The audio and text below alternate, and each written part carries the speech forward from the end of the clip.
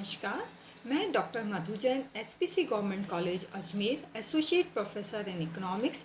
आज हम BA part third honours के paper 9 banking and financial system paper के अंतर्गत हम वित्तीय प्रणाली की भारत में महत्व उस पर चर्चा करेंगे। इस वित्तीय प्रणाली, हम जानते हैं कि समस्त आर्थिक क्रियाएं वित्त के चारों ओर घूमती है। वित्त को अर्थव्यवस्था का जीवन रक्त समझा जाता है। अर्थव्यवस्था में उत्पादन, उपभोग, विनिमय, वितरण, राजस्व, कोष आदि क्रियाओं के स्रोत, क्षेत्र, प्रकृति, संगठक आदि सभी पर वित्त का महत्वपूर्ण प्रभाव पड़ता है। वित्तीय क्रियाएं देश में स्थिरता के साथ साथ आर्थिक विकास को गति प्रदान करती है।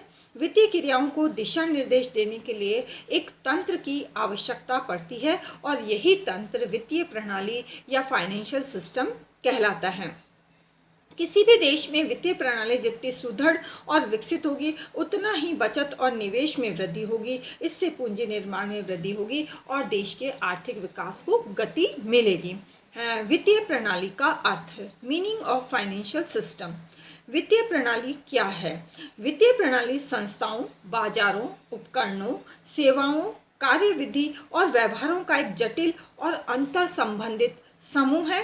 वित्तीय प्रणाली में बहुत से संस्थान और प्रक्रियाएं शामिल की जाती है जो समाज द्वारा जनित बचत पर प्रभाव डालती है और वस्तुओं को गतिमान करती है, और उन सभी को जो विनियोगों के लिए इन वस्तुओं की मांग करते हैं उन्हें वितरित करती है। इस प्रकार से हम कह सकते हैं कि वित्तीय प्रणाली में बचत, विनियोग, विनियोगों का आवंटन, वित्तीय संसाधन, विकास आदि तत्व सम्मिलित किए जाते हैं। इसके अंतर्गत बैंकिंग प्रणाली, विकास वित्त संस्थान, बीमा कंपनियां, म्यूचुअल फंड्स, विनियोग फंड, मुद्रा बाजार, पूंजी बाजार आदि वित्तीय संस्थाओं को भी सम्मिलित किया जाता है।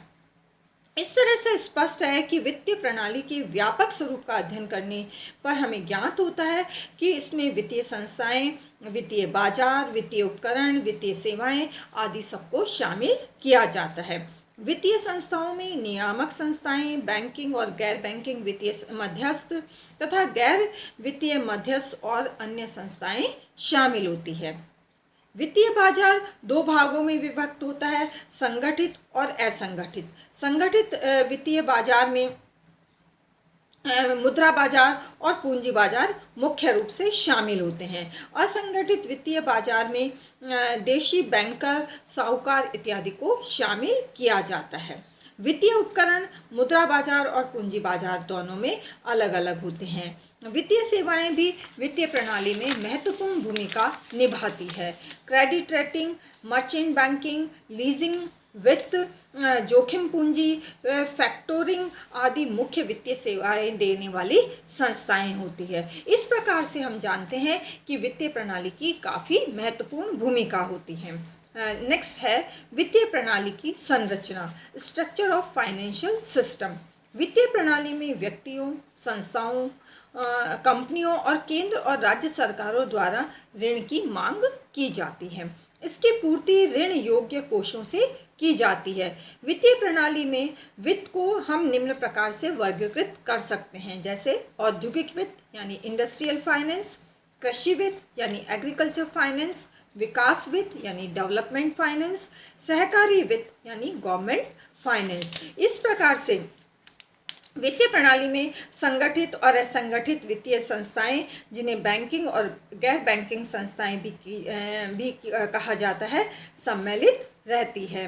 वित्तीय बाजार में विभिन्न रूप भी दिखाई पड़ते हैं जो कि मुद्रा और पूंजी का क्रय विक्रय करते हैं। क्रय विक्रय करने के लिए उपकरणों की आवश्यकता पड़ती है, तो मुद्रा बाजार और पूंजी बाजार में दावे, संपत्तियां, प्रतिभूतियां उपकरणों के रूप में कार्य करती है। इस प्रकार से वित्तीय प्रणाली में काफ़ी सारी संस्थाएं शामिल होती है और इस तरह से हम जानते हैं कि वित्तीय प्रणाली जो है वो काफ़ी महत्वपूर्ण स्थान रखती है किसी भी देश की अर्थव्यवस्था की वित्त व्यवस्था को संभालने के लिए। नेक्स्ट है भारतीय वित्तीय प्रणाली, एक दृष्टिकोण। भारतीय वित्तीय प्रणाली का विकास देश के वित्तीय विकास के साथ होता गया है। स्वतंत्रता प्राप्ति के पश्चात देश की अर्थव्यवस्था को सही ढंग से संचालित करने हेतु आर्थिक नियोजन यानी इकोनॉमिक प्लानिंग की नीति को अपनाया गया। समस्त आर्थिक क्रियाएं सरकार द्वारा संरक्षित थी। सार्वजनिक क्षेत्र की महत्वपूर्ण भूमिका थी और समस्त आर्थिक क्रियाएं सरकार द्वारा ही संरक्षित थी। सरकार ने समस्त व्यापारिक, औद्योगिक, वाणिज्यिक कार्यों पर नियंत्रण लागू किया था, जिसके परिणाम स्वरूप वित्तीय प्रणाली का समुचित विकास नहीं हो पाया। 1990 तक देश की आर्थिक स्थिति निराशाजनक रही, जिसके परिणाम स्वरूप वित्तीय क्षेत्र पर अनेक नकारात्मक सा प्रभाव भी पड़े, जैसे राजकोषीय घाटे में वृद्धि हुई, मुद्रास्फीति की ऊंची दर हुई, बचत, निवेश और पूंजी निर्माण में कमी हुई, भुगतान संतुलन जो है वो विपक्ष में हो गया, क्योंकि विदेशी मुद्रा बाजार में कमी और विदेशी निवेश भी कम हो गया। इसी प्रकार से विदेशी ऋणों में वृद्धि हुई, जिससे विकास की गति अवरुद्ध हो गई। प्रतिभूति बाजार का असंगठित हो गया, दीर्घकालीन वित्तीय संस्थाओं की कमी हुई, परंपरागत वित्तीय जो ढांचा था वही जो है प्रभावशाली रहा। इस प्रकार उपरोक्त प्रभावों से वित्तीय क्षेत्र का समुचित विकास देश में नहीं हो सका। संस्थागत वित्त के क्षेत्र में LIC और UTI द्वारा वस्तुओं को एकत्रित करके निवेश हेतु प्रस्तुत किया जाता है, किंतु इसमें कमी होने से पूंजी बाजार का विकास भी नहीं हुआ और अभिगोपन करने वाली संस्थाओं की भी कमी रही। ऋण प्रदान करने वाली संस्थाओं ने परियोजना वित्त उपलब्ध कराकर कंपनियों की आय जो है वो सीमित कर दी, जिससे आय का एक बड़ा भाग ब्याज भुगतान में चला जाता था और पूंजी उपलब्ध नहीं हो पाती थी। लेकिन 1991 के पश्चात अनेक नीतिगत सुधार जो है भारतीय अर्थव्यवस्था में हुए। 1990 के बाद घोषित उदारीकृत औद्योगिक और आर्थिक नीति के कारण वित्तीय क्षेत्र में अनेक नीतिगत सुधार हुए, अर्थव्यवस्था में गतिशीलता आई, औद्योगिक नीति में सुधार हुआ। ये प्रमुख वित्तीय क्षेत्र के जो सुधार थे वो इस प्रकार थे, जैसे लाइसेंस प्रणाली से मुक्ति, वित्तीय सुधार, पूंजी बाजार में अधिक स्वतंत्रता, अप्रत्यक्ष विदेशी विनियोग को प्रोत्साहन, कर सुधार इत्यादि। इन परिवर्तनों के प्रभाव वित्तीय क्षेत्र पर पड़े। संगठनात्मक समायोजन द्वारा व्यापार और व्यवसाय को प्रतिस्पर्धात्मक बनाया गया। वित्तीय क्षेत्र में आर्थिक सहायता में कमी, प्रशासनिक नियंत्रण में कमी, कंपनियों के अधिग्रहण समायोजन की नीति को सरल बनाना, व्यवसायों के लिए निर्गमन नीति तय करना आदि अनेक प्रकार के उपाय अपनाए गए थे। आज वित्तीय संस्थाओं का विविधीकरण रूप हमें दिखाई देता है। वैश्वीकरण, पुनर्संगठन, निजीकरण, गैर नियमितीकरण, ऑटोमेशन, कंप्यूटराइजेशन, स्वामित्व परिवर्तन आदि का प्रभाव वित्तीय प्रणाली पर पड़ रहा है। इस प्रकार से भारतीय वित्तीय प्रणाली में वित्तीय संस्थाओं की प्रकृति जो है वो स्पष्ट रूप से दिखाई देती है।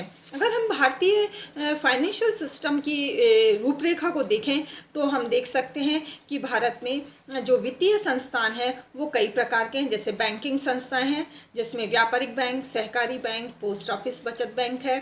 अगर गैर बैंकिंग संस्थाओं के बारे में हम जानकारी चाहें तो LIC, GIC, UTI, PF यानी प्रोविडेंट फंड, पेंशन फंड आदि संस्थाएं हैं। इसी प्रकार से अगर विकास बैंक की हम बात करें